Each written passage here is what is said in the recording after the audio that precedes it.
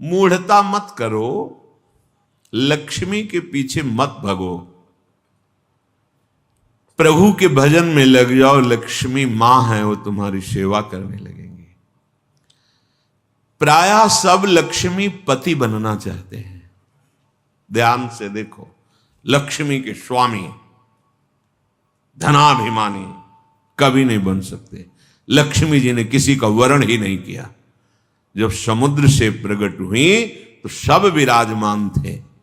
लक्ष्मी जी ने उनका वरण किया जो लक्ष्मी जी की तरफ देख भी नहीं रहे थे, श्री भगवान का।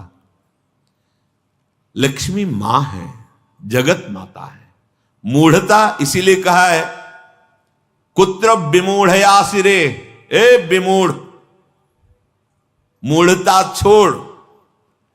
मां को तू कैसी भावना से देख रहा है? सब लक्ष्मीपति बनना चाहते हैं। अरे लक्ष्मीपति है, वो तो केवल श्री हरि है, दूसरा नहीं। लक्ष्मी के स्वामी केवल भगवान श्री हरि हैं। भगवान के ना चाहने पर भी उन्होंने भगवान का ही वर्ण किया।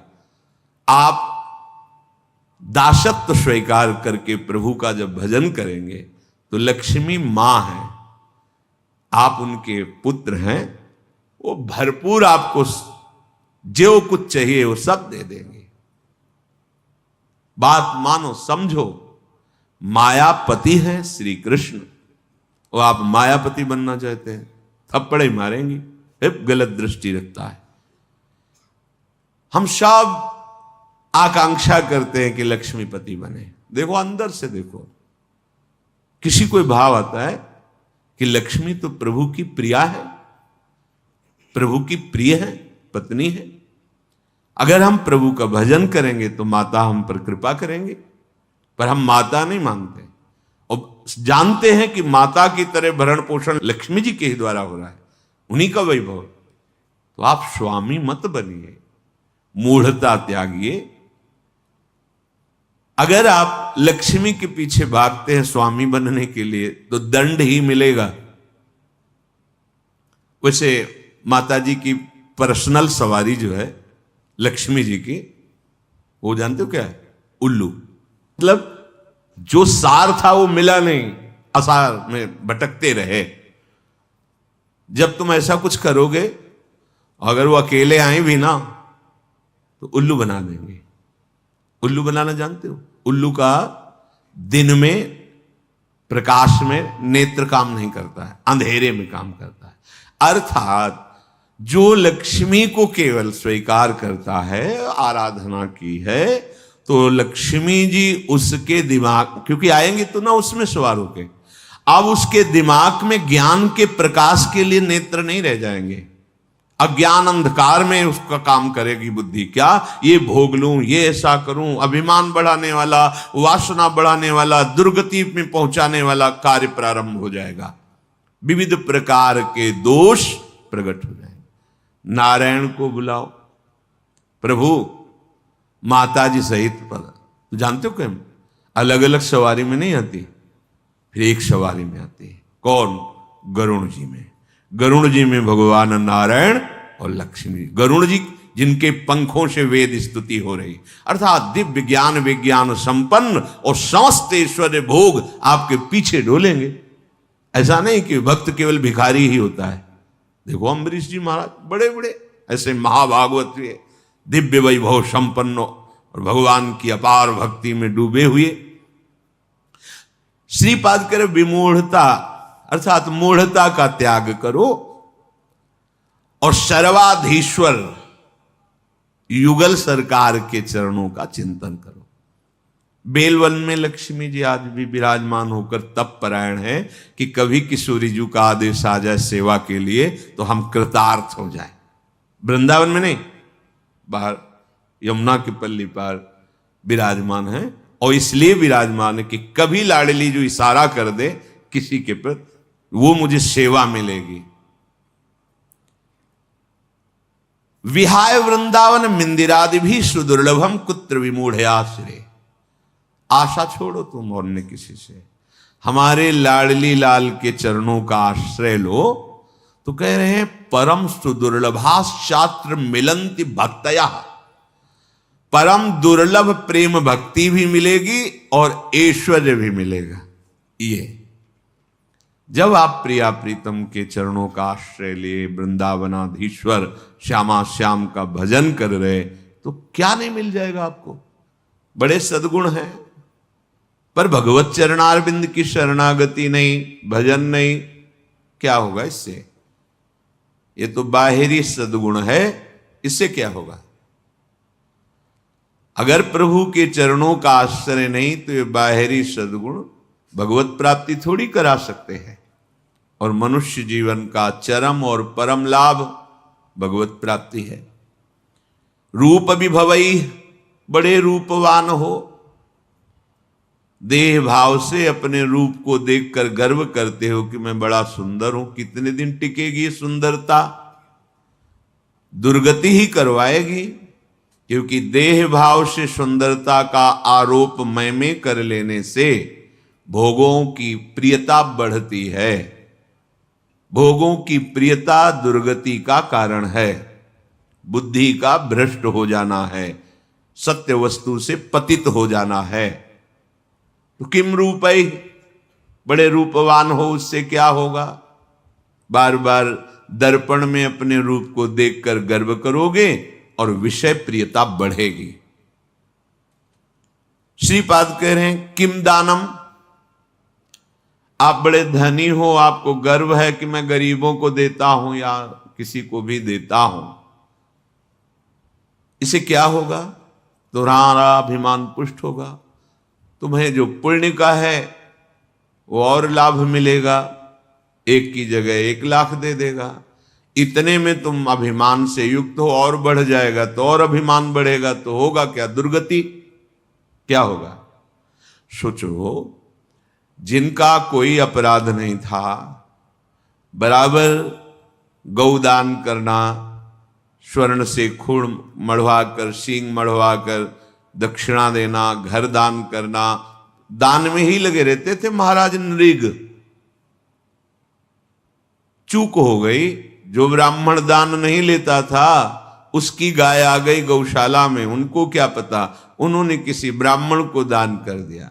जिसने दान लिया वो लेके जा रहा था, जिसकी गाय थी वो कभी दान लेता नहीं था। उसने कहा ये तो गाय मेरी है, बोले नहीं ये तो मेरी है, क्योंकि अभी महाराज नृग ने दिया है, चलो महाराज के पास। वहां गए, उसने कहा महाराज आपने गाय हमें दी, हां दी। उसने कहा महाराज फिर ये गाय मेरी है, ये आपकी नहीं है, आप हमारी गाय वापस करें। तो उनका तुम्हें 1 करोड़ गाय देंगे। जो गाय का असली मालिक था उसे कहा इसको छोड़ दो तुम, क्योंकि अब हमने दान दे दिया। उसने कहा मैंने कभी दान ही नहीं लिया तो क्यों स्वीकार करूं, मुझे अपनी गाय चाहिए। जिसने दान लिया था उसने कहा बस मुझे तो यही गाय है, अगर ये नहीं दोगे तो। इतनी बात का ये दंड मिला कि द्वारिका के कुएं में वो गिरगिट बनकर पड़े थे। पर कृपा ये हुई कि अपराध था नहीं पूर्ण रूप से। वो राजा है, वो क्या गौ सेवक थोड़े हो कि गौशाला में पहचानते हो कौन मेरी गाय कौन तेरी गाय। आ गई, दान कर दिया। तो फिर भगवान अपनी तरफ से हेतु की कृपा करके उनका कल्याण किया, पर बने गिरगिटी। विचार करके देखो, इतना बड़ा दान अगर भगवान हेतु की कृपा न करते तो क्या बने हुए पड़े थे। तो किम दानम, अहंकार करके कि मैंने इतना रुपया दान किया, इतनी वस्तु दी, वो आपको मुक्त नहीं कर सकता। और वही वस्तु हे प्रभु आपके द्वारा दी हुई वस्तु दैन्य भाव से आपको समर्पित करते हैं, हो गया, ये भगवत प्राप्ति का कारण बन जाएगा। किसी को भी जब कोई कभी सेवा करे, दान भावना ना रखे, मेरी वस्तु नहीं है भी नहीं, वास्तविक मेरे प्रभु ने दी है। प्रभु की दी हुई वस्तु से प्रभु स्वरूप सामने आए हुए को जो हम सेवा कर रहे हैं, रिझा रहे हैं, उसका फल हो मेरे गोविंद मेरे पर प्रसन्न हो। त्वदीयं वस्तु गोविंदम तुभ्यमेव समर्पये। हे प्रभु, आपकी दी हुई वस्तु आपको, ये दान नहीं, ये भगवत प्राप्ति का हेतु है, ये सेवा है। किम दानम, बहुत दानाभिमान है, दान करते हो, एक की जगह लाख दे देगा मेरा मालिक महालक्ष्मीपति है, महाऐश्वर्यवान है, महान विभूतियां उनके चरणों की आराधना करती रहती हैं। श्रीपाद कह रहे हैं यज्ञ आदि भी, बड़ी बड़ी यज्ञ करते हो पर भगवान की शरण में हो करके उनकी भक्ति का भाव नहीं, तो क्या होगा यज्ञ से। देखो यहां के ब्राह्मण मथुरा के यज्ञ कर रहे थे, भगवान ने अपने सखाओं से कहा जाओ तुम्हें भूख लगी है तो उनसे मांग लो, जाकर कह दो श्री कृष्ण बलराम आज इधर गौवें चराते हुए आए हैं, हमें थोड़ा सा भोजन दे दो। गए, साष्टांग प्रणाम किया और कहा हे विप्रो, भगवान श्री कृष्ण बलराम जी पधारे हैं सखाओं के साथ, उनको भूख लगी, थोड़ा सा भात दे दो, अन्न दे दो। उन्होंने अनसुनी कर दी। वो गए, बोले प्रभु देने की तो बात जाने दो, बोले ही नहीं, देखे ही नहीं। बोले तो उनकी पत्नियों के पास जाओ। वो कहा प्रभु जब पति ऐसे निष्ठुर हैं तो पत्नियां कैसे दे सकती। बोले नहीं, वो मेरी बड़ी भक्ता है, क्योंकि मेरी चर्चा सुनती रहती है। वृंदावन की मालिनी पुष्प लेकर दूना में और घर में देती थी मथुरा में जाके, और रोज चर्चा। आज लालजू महाराज ऐसी पोशाक पहने, आज ऐसी लीला की, आज बकासुर मारा, असुर, ऐसी वो लीला सुन सुनकर आसक्त चित्त हो गई थी। कब ऐसा सौभाग्य होगा कि प्रभु मुझे दर्शन। जे भी सुना प्रभु भूखे हैं, सुंदर भोग बनाकर ठाकुर जी के लिए चल पड़ी, रोकने पर भी ना रोकी। तो एक महान यज्ञ करने वाले भगवान की अवहेलना कर रहे, स्वयं यज्ञ भोक्ता भगवान उनसे भोग मांग रहे कि ले आओ, भूख लगी है, और वो यज्ञ क्या इन ग्वालों को देना, ये बात उनके मन। तो यज्ञ का फल क्या हुआ। यज्ञ का फल है प्रभु को तुष्ट कर लेना, प्रभु को प्रसन्न कर लेना। क्या मिला यज्ञ आदि भी।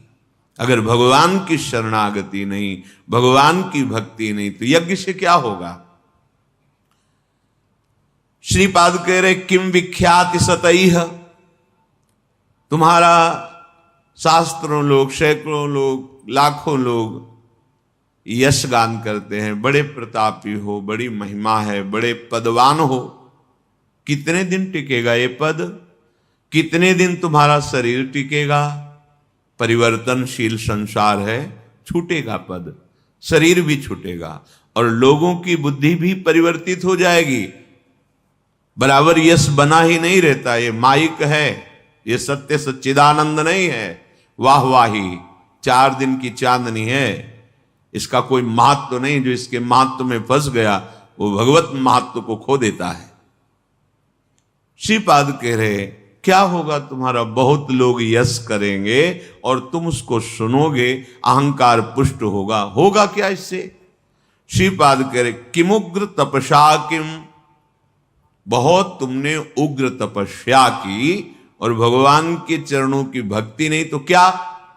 देखो हिरण्यकश्यप ने ऐसी उग्र तपस्या की कि ब्रह्मा जी को आश्चर्य हो गया। दिव्य दृष्टि से देखा तब दिखाई पड़ा कि जहां वो तपस्या कर रहा था वहां दीमक का पिंड हो गया, उसके ऊपर कुछ घास आस जग गई थी। हिरण्यकश्यप दिखाई नहीं दे रहा था, कमंडल का दिव्य जल डाला तब वो प्रकाशित हुआ। ऐसी उग्र तपस्या करने वाला भगवद विरोधी क्या हुआ। बड़े बड़े महर्षि जन तपस्या के द्वारा जिन प्रभु के चरणारविंद का दासत्व प्राप्त करना चाहते हैं, वो तपस्या सार्थक हुई।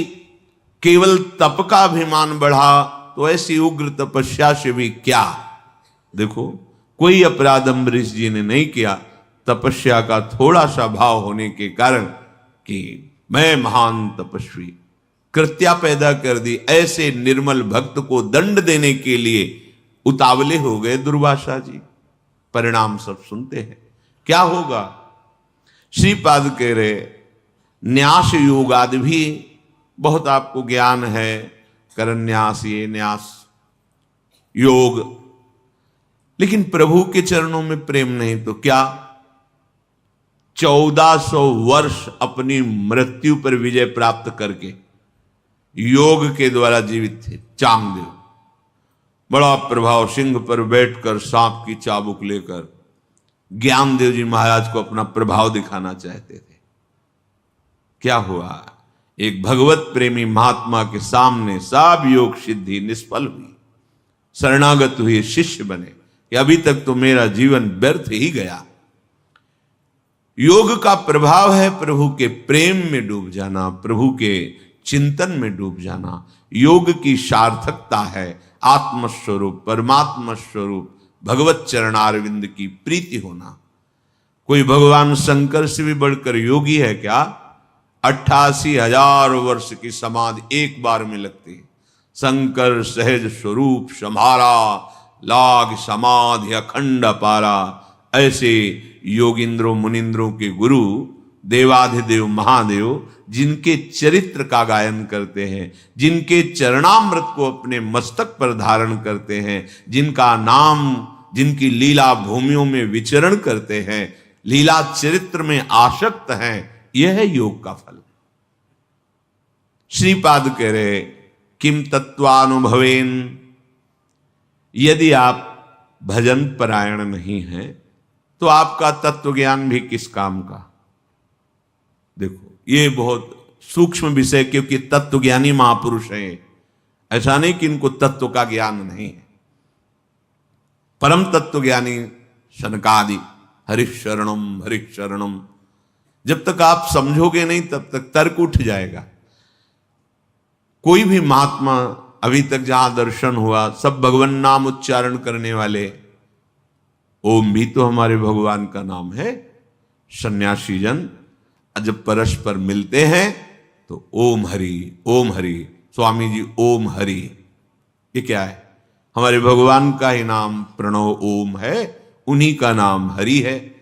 और जब किसी भी वीतराग सन्यासी को प्रणाम किया जाता है तो शिक्षा दी जाती है कि ये उच्चारण करके प्रणाम करो, ओम नमो नारायणाय। तो कहते हैं नारायणाय नारायणाय, भाव ये कि हे प्रणव स्वरूप नारायण हम आपको नमस्कार करते हैं। तो कहते हैं नारायणाय नारायणाय, अर्थात तुम भी नारायण ही हो, अपने स्वरूप को नहीं समझ रहे हो। नारायण नारायण नारायण वो भी उच्चारण करते हैं, नाम उच्चारण। कोई ऐसा आज तक नहीं मिला जो नाम रहित सिद्ध हुआ हो, नाम जप नहीं है और वो सिद्ध हुआ हो, ऐसा कोई नहीं देखा। पास में ही बड़े महापुरुष थे, जब उनको प्रणाम करते ज्ञानी महापुरुष सच्चिदानंद भगवान की जय, यही बोलते सच्चिदानंद भगवान की जय। बड़े सरल पूज्य स्वामी श्री सत्संगानंद जी महाराज जब उनको राम राम बच्चा, राम राम राम, एकदम बाल मूर्ति महान सिद्ध ज्ञान से, और बोलते राम राम बच्चा राम राम। बड़े बड़े महापुरुषों को देखा। ये बुद्धि की छोटी धरा में तर्क वितर्क निंदा स्तुति कोई माननीय विषय थोड़ी है जो त्रिगुणात्मिका माया के द्वारा मोहित हुए जन है। इनकी कोई बात सुनने लायक थोड़ी है। बात सुनने लायक, समझने लायक जो मायातीत अवस्था को प्राप्त महापुरुष हैं उनकी है। तो श्रीपाद किम तत्वानुभवेन, यदि आपका भजन नहीं बन रहा है, किम तत्वानुभवेन विष्णु भजन, प्रभु का भजन नहीं हो रहा, प्रभु के नाम में नहीं डूबे हो, क्या? पूज्यपाद उड़िया बाबा जहां बैठते वहां भगवत चर्चा शुरू करवा देते। भागवत हो रही है, कोई ग्रंथ हो रहा है, बैठे आश्रम में चर्चा हो रही प्रभु की। सनकादि के लिए आया आशा बसन व्यसन याति नहीं, रघुपति चरित होए तहां सुने। आजकल पता नहीं कौन सा ज्ञान हो रहा है कि भगवान से विरोध, भगवान के नाम रूप लीला धाम की वृत्ति ना स्वीकार करना, यही ज्ञान माना जा रहा है। कौन भगवान, कैसा भगवान, बातें अज्ञानी जैसी, और माना जाता है अपने को ज्ञानी। कौन ऐसा ज्ञानी है जो भगवान के अवतार के समय उनके दरवाजे पर जाकर के घुटने न टेके हो, दर्शन न किया हो? कौन ऐसा ज्ञानी? इतने दर्शन के लिए विकल है सनकादि की जय विजय, ऐसे ही स्वाभाविक रोक दिया तो असहनीय हो गया, रोकना असहनीय हो गया। एक क्षण के लिए भी इतनी व्याकुलता है कि रुकना संभव नहीं। मैं अपने प्रभु का दर्शन करने जा रहा हूं, क्यों रोक दिया? किम तत्वानुभवेन विष्णु भजनई, यदि प्रभु का भजन नहीं है, प्रभु का चिंतन नहीं है, प्रभु के प्रेम में नहीं डूबे हो, तो वो तत्व ज्ञान भी किस काम का? देखो, तत्व ज्ञान नानात्व को मिटाता है, पर जिस सत्य को जाना उसका चिंतन आवश्यक। आत्मज्ञान होना कठिन है, पर आत्मज्ञान हो सकता है, पर आत्मरति होना, पूज्यपाद सिउड़िया बाबा जी महाराज के वचन, आत्मरति होना, आत्मावान आत्मरति आत्म क्रीड़ा परायण, वो आत्मा में ही तृप्त रहता। ये रति निरंतर अपने स्वरूप का चिंतन। हमारे प्रभु है, आत्मा है, हमारी आत्मा हरिवंश। किम तस्य वात्यद्भुते, तुमने बहुत वाणी में प्रवीणता प्राप्त कर ली, उसे क्या होगा? बहुत अद्भुत प्रभाव है आपका, उसे होगा क्या? अगर चित्त प्रभु के प्रेम में नहीं डूबा तो ये सब क्या है? वाग विलास मात्र है। बड़े आश्चर्य हमें लगा जब भगवान श्री सुखदेव जी पूरी भागवत सुनाने के बाद एक शब्द कहा कि परीक्षित, ये सब वाणी का विलास मात्र है। एक बार एकदम सावधान की, ये शब्द कहां से निकला? परमहंस जी के हृदय में ये शब्द क्यों निकला? क्योंकि इसमें तो सब चरित्र है, उनका चरित्र, उनका चरित्र, उनका उनका उनका ऐसे विविध चरित्रों का। बोले वाणी को पावन करने के लिए क्यों? एक ही है, विविध नहीं है। भाव था कि एक ही है। परीक्षित, बेटा तुम्हें कोई भय है? सुखदेव जी पूछ रहे। बोले नहीं गुरुदेव। ब्रह्म स्वरूप बेटा परीक्षित, तुम्हें कोई भय है? बोले नहीं गुरुदेव।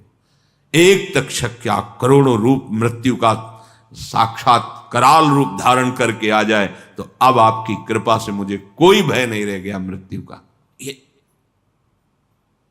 अगर तत्व ज्ञान हुआ और भजन नहीं, देखो कैसा प्रेम है श्री शुकाचार्य जी को भगवान श्री कृष्ण की लीला से, रूप से, उनके नाम से।